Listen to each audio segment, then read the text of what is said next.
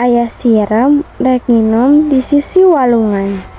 Pengarayap ka handap manehna ti soledad. Pluk lak-lak kana cai. Hadeuna caina rada ngayembe palebadinya mah. Tapi kekebae ari ngonje ka sisi mah manehna teu bisaeun. Tulung, tulung, ieu kuring rek ti keureup, tulungan. Kabeneran aya Japati kecindetan dina dahan kai anu nyodor ka luhureun cai. Kadengeun aya sirem gegeroan minta tulung. Barang ngarelek ka handap katenjeun sirem kokosehan. Japati karunyaeun. Geleber hiber bari ngegel daun salembar. Song diasongkeun daun teh ka harepeun sirem. Sirem tuluy nguntal kana daun. Daun ku Japati dibawa ka darat. Sok digolerkeun kana taneuh. Sirem pohara nganuhunkeunana ka Japati anu geus nglepaskeun manehna dina bahaya.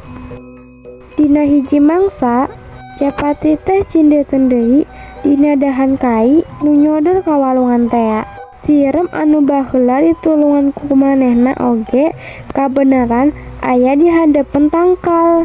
Harita di kajauhan aya paninggaran nyamperkeun lempangna teh keketeyepan teu talangkeu deui. Buru-buru sirem nyamperkeun Japati bari ngaharewos ka manehna. He Japati, buru-buru geura hiber. Tu aya paninggaran nu keur ngintip. Paninggaran geus ngawengkal bedilna. Lila Japati buru-buru geleber hiber.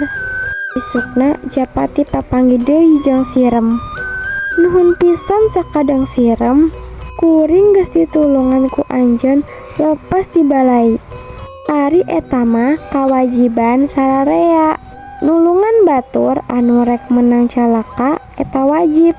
Komo ieu mah kuring ayeuna hirup keneh teh lantaran geus ditulungan ku anjeun. Tah, kitu cenah lalakon sirem jeung Japati anu akur jeung silih tulungan. Abdi gaduh sisindiran, kieu geura. Itu lain lang layangan, manuk helang puputeran, hidup teu henteu sorangan, kudu dae silih tulungan. Hatur nuhun. Wassalamualaikum warahmatullahi wabarakatuh.